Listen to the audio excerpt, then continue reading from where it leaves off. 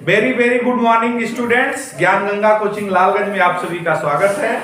मैं एसके दुबे आज इंग्लिश की क्लास में आप लोगों को सेंटेंस क्या होता है, वाक्य, इसके बारे में स्टार्टिंग से बताता हूं। तो हम लोग हेडिंग डालेंगे दी सेंटेंस। क्या सेंटेंस? सेंटेंस का मतलब क्या होता है? वाक्य। क्या होता है? वाक्य। तो बच्चों, प्रिय बच्चों, आप लोग अंग्रेजी में जब एबीसीडी जानते हैं ना, एबीसीडी, एबीसीडी के जो 5 अक्षर होते हैं, ए ई आई ओ यू, ये क्या है? वावेल या स्वर। क्या बोलते हैं? वावेल या स्वर। और बाकी जो 21 हैं, ए ई आई ओ यू को छोड़कर, वो सब क्या है? व्यंजन। क्या है? व्यंजन या कॉन्सोनेंट्स। तो इन कॉन्सोनेंट्स और व्यंजन का प्रयोग हिंदी में, इंग्लिश में किया जाता है, और हिंदी में स्वर व्यंजन बोलते हैं इन्हें। तो सुनो ध्यान से, वावेल या स्वर क्या होते हैं? जिनका प्रयोग मात्राएं लगाने के लिए होता है, वो क्या होते हैं? स्वर। जैसे अंग्रेजी में मात्राएं किससे लगेगी? आ की मात्रा ए से ना, ए ई आई ओ यू को छोड़ करके किसी से मात्रा लगती है? नहीं। तो जिनसे मात्राएं लगती हैं वो क्या है? स्वर। जबकि जिनसे अक्षर लिखे जाते हैं वो क्या होते हैं? व्यंजन।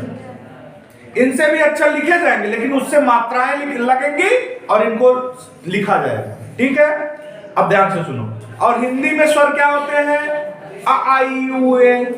इनसे हिंदी में मात्राएं आई के अलावा किसी से लगती है? अहां तक के अलावा। तो वो होते हैं स्वर जिनसे मात्राएं लगती हैं, और व्यंजन वो होते हैं जिनसे क्या लगता है? शब्द लिखे जाते हैं, और मात्राएं किससे लगती हैं? उससे। तो ध्यान से सुनिए। अब हम पहली हेडिंग डालेंगे अक्षर या लेटर्स ना, लेटर्स।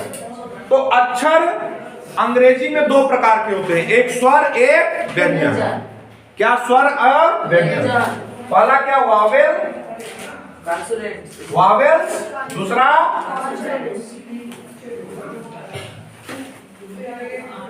वावेल्स को क्या बोलेंगे? स्वर। और कॉन्सोनेंट्स को व्यंजन। व्यंजन। स्वर कितने होते हैं? 5। ए ई आई ओ यू। और व्यंजन क्या? 21। ए ई आई ओ यू को छोड़कर क्या लिखोगे? ए ई आई ओ यू को छोड़कर। ये क्या है? छोड़कर। ये क्या है? व्यंजन। तो हमने कहा स्वर वो होते हैं जिनसे मात्राएं लिखी जाती हैं, और जबकि व्यंजन क्या होते हैं? शब्दों के लिखने में प्रयोग होते हैं। तो व्यंजन और स्वर दोनों प्रयोग होते हैं लिखने के लिए, लेकिन मात्राओं को लगाने के लिए वावेल का। अब ध्यान से सुनिए। अब इसमें आता है शब्द। क्या आता है? शब्द। शब्द या वर्ड्स। शब्द। तो क्या बोलेंगे? शब्द किसे बोलेंगे? अक्षरों के, क्या लिखेंगे? अक्षरों के सुव्यवस्थित समूह को, अक्षरों के सुव्यवस्थित समूह को जिनसे एक सार्थक अर्थ की प्राप्ति हो, जिनसे एक सार्थक अर्थ प्राप्त हो, क्या कहलाते हैं?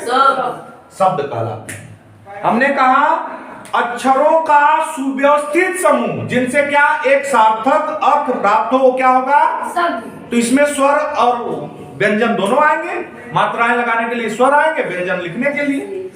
जैसे लिख लो गुड, गुड माने अच्छा।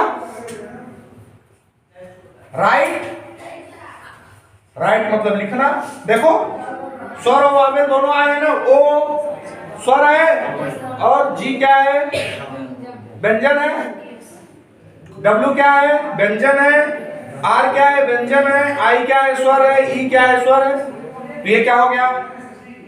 तो क्या बोलोगे? लिखोगे शब्द। हेडिंग डालोगे शब्द, तो क्या लिखोगे? स्वर के अक्षरों के सुव्यवस्थित समूह को जिनसे एक सार्थक अर्थ की प्राप्ति हो क्या कहलाते हैं? शब्द। समझ में आया? और अक्षर कितने प्रकार के? दो, स्वर तथा व्यंजन। स्वर कितने? 5, ए ई आई ओ यू, और बाकी व्यंजन 21 है, ए ई आई ओ यू को। समझ में आया? और जिनसे मात्राएं लिखी जाती हैं वो स्वर होते हैं। जैसे हिंदी में मात्राएं आ ई से लिखी जाएंगी, अंग्रेजी में मात्राएं किससे लिखी जाएंगी? ए ई आई ओ यू से। अब अगला हेडिंग डालेंगे सेंटेंस, SENTENCE। सेंटेंस मतलब वाक्य। क्या बोलेंगे? वाक्य। तो सेंटेंस क्या होता है? वाक्यों के, शब्दों के सुव्यवस्थित समूह को जिनसे एक सार्थक अर्थ की प्राप्ति हो वो क्या कहलाएंगे? वाक्य। A sentence is a group of word that make complete sense. क्या? A sentence is a group of word that make a complete sense. शब्दों का एक ऐसा सुव्यवस्थित समूह जो एक सार्थक अर्थ प्रदान करे क्या कहलाता है? वाक्य। ना तो क्या लिखोगे? शब्दों के सुव्यवस्थित समूह को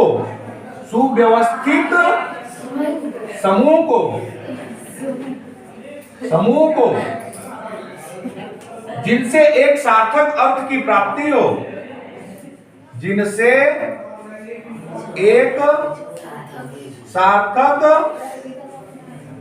अर्थ की प्राप्ति हो, क्या कहलाते हैं बच्चों? सेंटेंस। क्या कहलाते हैं? सेंटेंस कहलाते हैं। जैसे लिख लो, राम विद्यालय जाता है। ये शब्दों का समूह है ना, राम विद्यालय जाता है। अब इंग्लिश में लिख लो, राम गोज टू स्कूल। तो ये क्या हो गया बच्चों? सेंटेंस। क्या हो गया? वाक्य। क्या हो गया? वाक्य। इतना समझ में आया? शब्दों का एक सुव्यवस्थित समूह जिनसे एक सार्थक अर्थ की प्राप्ति हो क्या कहलाते हैं? वाक्य। फिर क्या? अक्षर क्या होते हैं? जिनसे शब्द लिखे जाते हैं वो क्या कहलाते हैं? अक्षर कहलाते हैं। अक्षर दो प्रकार के, एक स्वर, एक व्यंजन। जिनसे मात्राएं लगाई जाती हैं वो स्वर हैं, और जिनसे लिखा जाता है वो क्या है? व्यंजन। और लिखने में, शब्द को लिखने में दोनों का प्रयोग, व्यंजन तथा स्वर दोनों का प्रयोग होता है। फिर हमने बताया शब्द, तो अक्षरों के सुव्यवस्थित समूह को जिनसे एक सार्थक अर्थ की प्राप्ति हो क्या कहलाते हैं? शब्द। फिर हमने कहा वाक्य, शब्दों के सुव्यवस्थित समूह को जिनसे एक सार्थक अर्थ की प्राप्ति होती है क्या कहलाते हैं? वाक्य। जैसे राम विद्यालय जाता है, राम गोज टू स्कूल। अब इतना आप लिख लेंगे, उसके बाद हम सेंटेंस के प्रकार बताएंगे ना।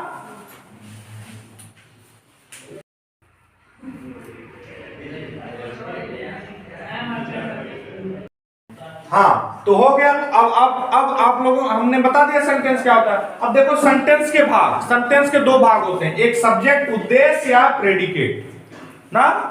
सब्जेक्ट उद्देश्य या प्रेडिकेट या कर्ता सब्जेक्ट को भी बोलते हैं। तो सब्जेक्ट वह भाग जिसमें किसी व्यक्ति या वस्तु का नाम लिखते हैं, जिनके बारे में बात की जाती है वो क्या होता है? सब्जेक्ट।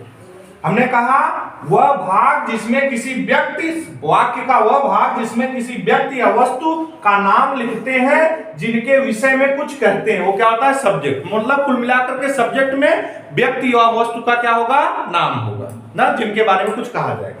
और दूसरा का प्रेडिकेट या वाक्य का वह भाग होता है जिसमें सब्जेक्ट के विषय में बताया जाता है। इसमें सब्जेक्ट के विषय में, प्रेडिकेट में सब्जेक्ट के विषय में बताया जाता है। यह वाक्य का वह भाग होता है जिसमें सब्जेक्ट के विषय में कुछ बताया जाता है। जैसे Manoj bot a book, Manoj ने एक किताब खरीदा, इसमें सब्जेक्ट क्या है? मनोज। और शेष बचा हुआ भाग क्या है? प्रेडिकेट ना। ये क्या है? सब्जेक्ट है, और ये क्या है? प्रेडिकेट। समझ में आया?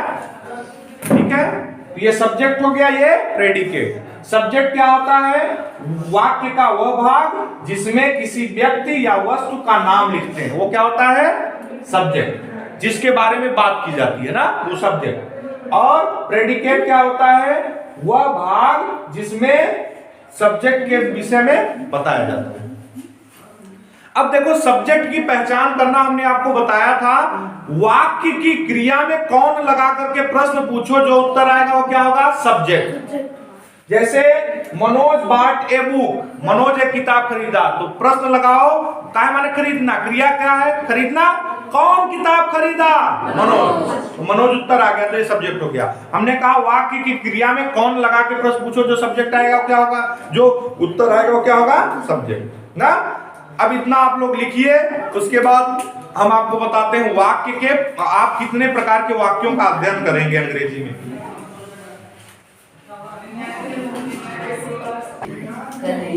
तो अभी हमने आपको वाक्य के प्रकार बताया।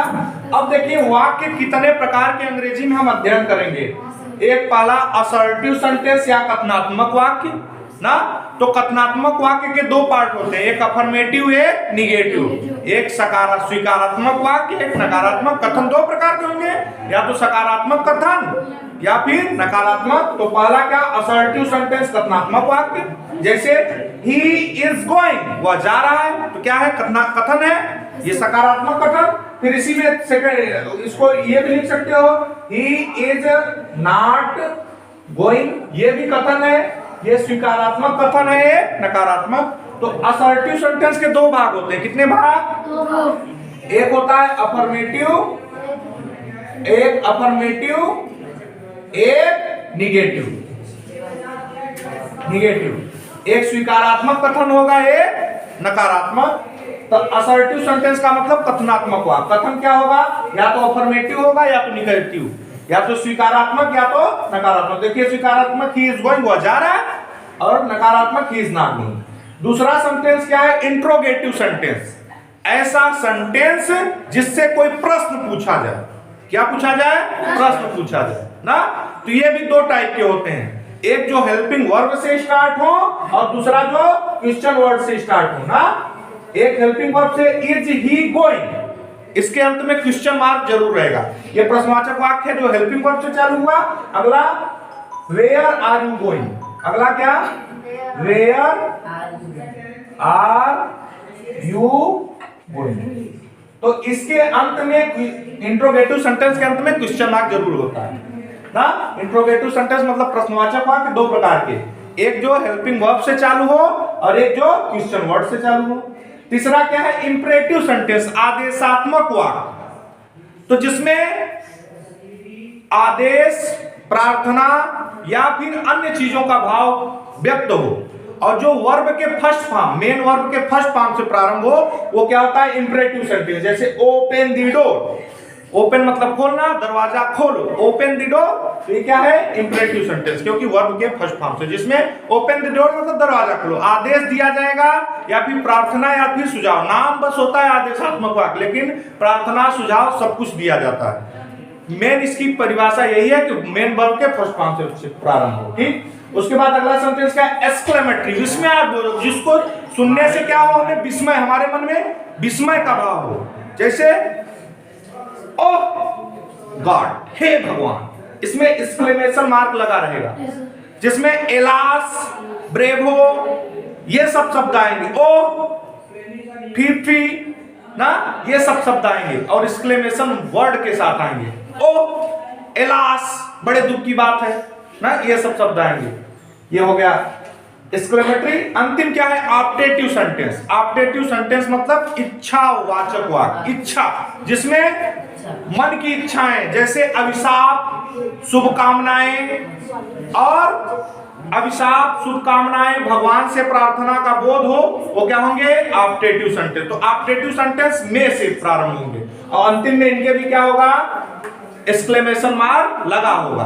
तो इसमें ऑप्टेटिव सेंटेंस क्या होता है? जिनमें शुभकामना, इच्छा, शुभकामना या अभिशाप, या तो प्रेड किया, प्रार्थना की गई हो, प्रे किया जा रहा हो, या कर्ज किया जा रहा हो, या फिर भगवान से प्रार्थना की जा रही हो, तो कौन सा वाक्य होता है ये? तो हमने कहा असर्टिव सेंटेंस क्या होता है? कथनात्मक वाक्य। कथनात्मक वाक्य दो प्रकार का होगा, एक स्वीकारात्मक कथन, एक नकारात्मक कथन। एक स्वीकारात्मक कथन, एक नकारात्मक कथन। ठीक है, फिर इंट्रोगेटिव सेंटेंस प्रश्नवाचक वाक्य जिसमें प्रश्न पूछा जाए।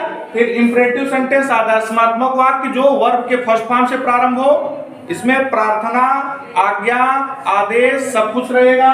फिर एक्सक्लेमेटरी सेंटेंस जिसको सुनने से मन में विस्मय की भावना प्रकट हो, वो क्या होगा? एक्सक्लेमेटरी सेंटेंस जैसे oh god, alas we have won the alas we he is died, oh bravo, ये सब शब्दों का प्रयोग हो ना, ठीक है। फिर या फिर hurrah we have won the match, बड़े खुशी की बात, विस्मय हुआ, hurrah we have won the match, तो ये सब कैसे सेंटेंस है? एक्सक्लेमेटरी। फिर ऑप्टेटिव क्या? इच्छा सूचक जिसमें शुभकामनाएं, अभिशाप आदि का बोध होता है, वो क्या है? तो धन्यवाद। अगली क्लास में हम आप लोगों को पढ़ाएंगे अगली चीज, ठीक है। ज्ञान गंगा कोचिंग निरंतर आपके उज्जवल भविष्य की कामना करती है। धन्यवाद।